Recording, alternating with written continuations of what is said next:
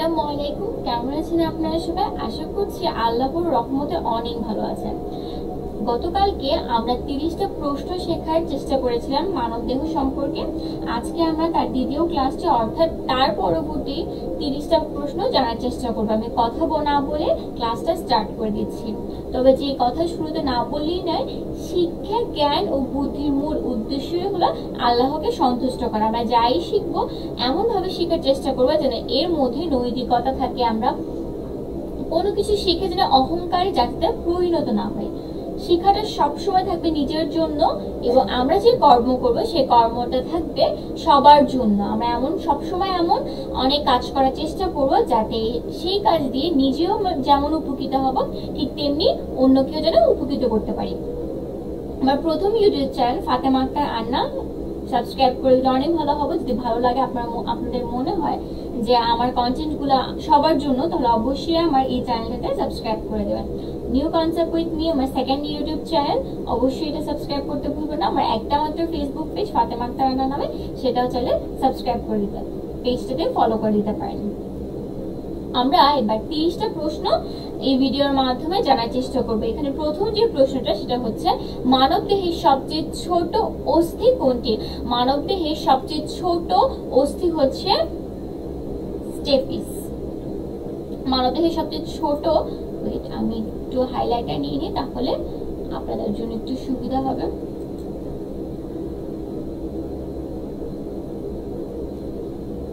আমরা আজকে এই ভিডিওটার মাধ্যমে 30টা প্রশ্ন জানার চেষ্টা করব।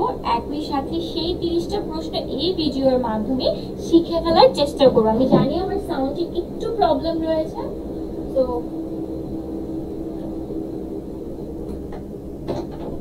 আমি চেষ্টা করব এই ভিডিওটার মাধ্যমে নেক্সট থেকে যেন আমার এই সমস্যাটা আমি সমাধান করতে পারি।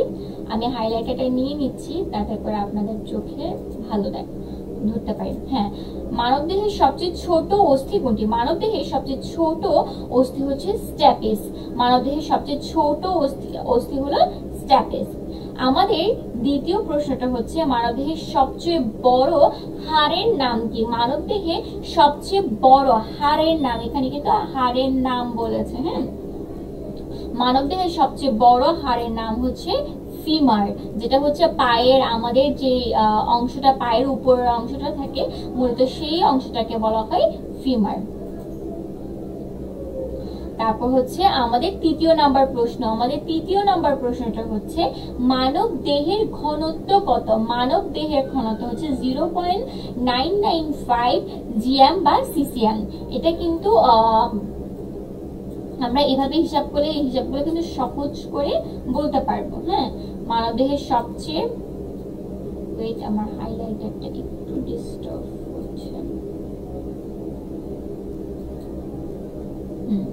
তারপর হচ্ছে আমাদের 4 নাম্বার প্রশ্ন।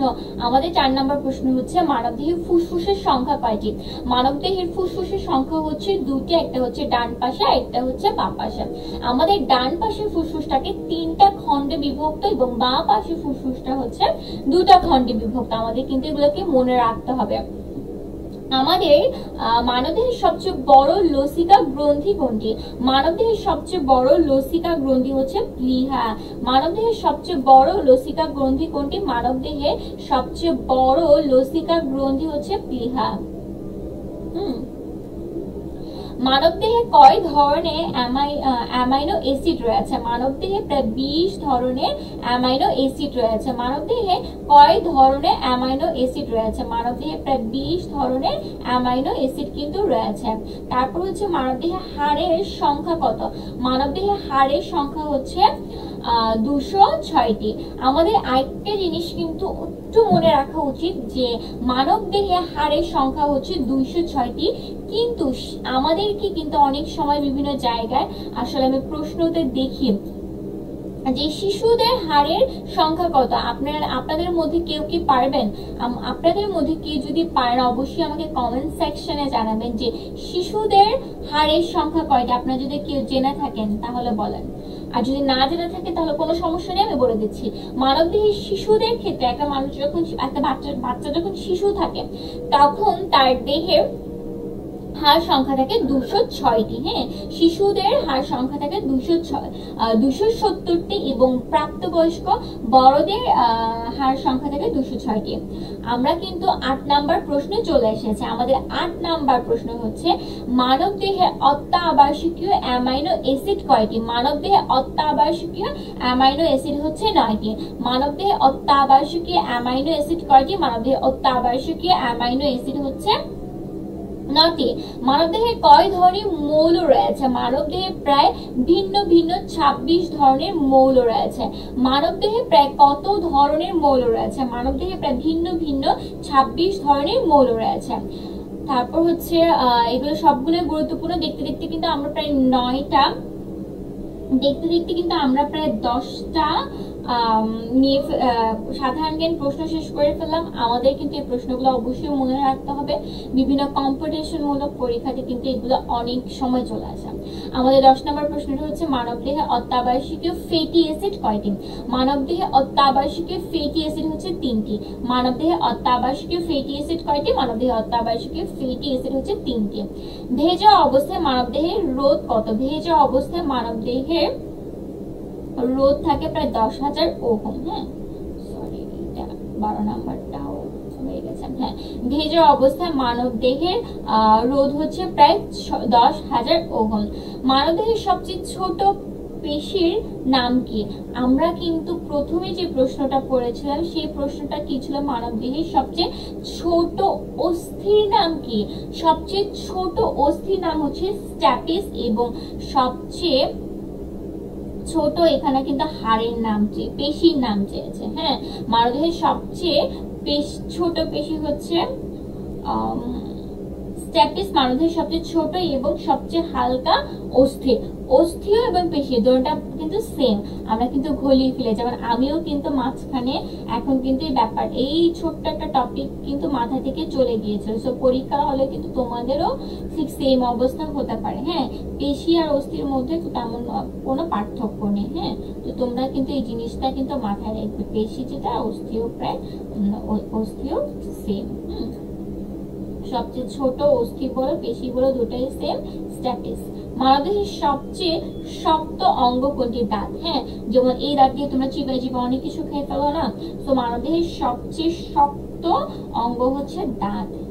তারপর মানবদেহের সবচেয়ে নরম অঙ্গ কোনটা? তোমরা কি যদি জানো অবশ্যই কিন্তু আমাকে কমেন্ট সেকশনে জানাবে সবচেয়ে নরম অঙ্গ কোনটা। হ্যাঁ, মানবদেহের কিডনির অবস্থা কোথায়? পৃথিবীর সকল মানুষের শরীরে সাধারণত 2টি কিডনি থাকে। কিডনি পেটের ভেতরে পিঠের দিকে, মেরুদণ্ডের দুই পাশে, কোমরে অবস্থিত। হ্যাঁ, এটা কিন্তু আমরা সবাই প্রায় জানেন। মানবদেহের রেচন অঙ্গ কয়টি? মানবদেহের রেচন অঙ্গ হচ্ছে 4টি। কি কি প্রধান রেচন অঙ্গ যদি বলা হয় তাহলে অবশ্যই হবে বৃক্ক বা কিডনি, এটা হচ্ছে প্রধান রেচন অঙ্গ। এছাড়া মানবদেহে আরো 3টা রেচন অঙ্গ রয়েছে, সেটা হচ্ছে ফুসফুস, যকৃৎ, ত্বক। হ্যাঁ, ত্বকের মাধ্যমেও কিন্তু হয়। হাড়ের সংখ্যা কয়টা? এটা কিন্তু অনেক জায়গায় বিভিন্ন জায়গায় প্রশ্নতে এসেছে। হাড়ের সংখ্যা হচ্ছে 206টি। মানবদেহে পানির পরিমাণ কত? 60 থেকে 70%। 18 নম্বর প্রশ্ন, মানবদেহের শতকরা কত ভাগ পানি থাকে? এটাও সেম কোশ্চেনটা রিপিট হয়েছে মানে কি বিভিন্ন প্রতিযোগিতামূলক পরীক্ষাতে এই প্রশ্নটা হচ্ছে বারবার এসেছে। মানবদেহে কত গ্রাম শর্করা জমা থাকে? মানবদেহে প্রায় 300 থেকে 400 গ্রাম শর্করা জমা থাকে। মানবদেহে কত গ্রাম শর্করা জমা থাকে? মানবদেহে প্রায় 300 থেকে 400 গ্রাম শর্করা জমা থাকে। মানবদেহের নিষ্ক্রিয় অঙ্গ কোনটা? অর্থাৎ যে অঙ্গটা তেমন কোনো কাজ করে না। দাঁত, আক্কেল দাঁত সহ কয়েক ধরনের দাঁত, যেমন গায়ের লোম, চোখের ভেতরের দিকের কর্নিয়ার উপলব্ধি, এই সবগুলো হচ্ছে কি মোটামুটি নিষ্ক্রিয় অঙ্গ। তেমন একটা খুব কাজে আসে না। মানবদেহের সবচেয়ে ছোট অস্থির নাম কি?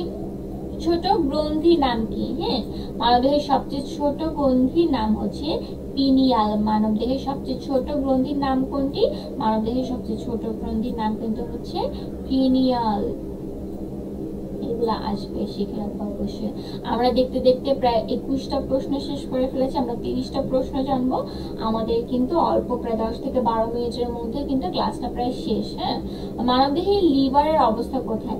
পেটের ডান দিকে লিভার বা যকৃতের অবস্থান। মানবদেহের লিভারের অবস্থা কোথায়?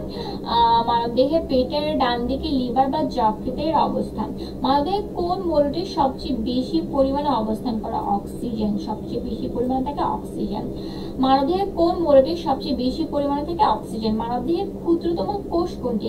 মানবদেহের ক্ষুদ্রতম কোষ হচ্ছে লিম্ফোসাইট শ্বেত রক্তকণিকা এবং বৃহত্তম হচ্ছে স্নায়ু কোষ। এটা বৃহত্তমটা স্পেশালি ভাবে উল্লেখ আছে, আর ছোট হচ্ছে লিম্ফোসাইট, হ্যাঁ, আর বড় হচ্ছে কি নিউরন। হ্যাঁ, এগুলা কিন্তু রাখতে হবে। মানবদেহের সবচেয়ে ছোট হাড়ের নাম কি? স্ট্যাপিস হাড়টি মানবদেহের সবচেয়ে ছোট হাড়। হ্যাঁ, এটি হচ্ছে কানে অবস্থিত, কানে থাকে স্ট্যাপিস, এটা হচ্ছে সবচেয়ে ছোট হাড়। বিষধর সাপ কামড়ালে ক্ষত স্থানে থাকে কয়টি দাঁত? অবশ্যই পাশাপাশি দুটি দাঁত অবস্থান করে। দুধের মধ্যে যে শর্করা থাকে তার নাম কি? ল্যাকটোজ। দুধ মানে হচ্ছে ল্যাকটোজ, ল্যাকটিস, যা পারো সব দিতে।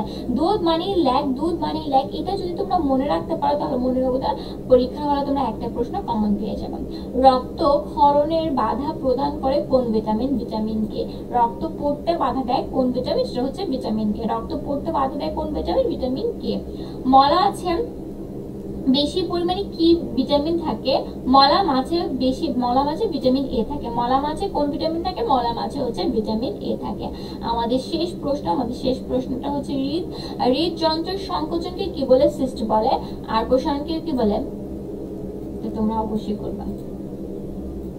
Systole diastole. Systole diastole. Cyst মানে হচ্ছে সংকোচন হওয়া, ডায়াস্টল মানে হচ্ছে প্রসারণ হওয়া, ডায়া মানে কি ছেড়ে দেওয়া।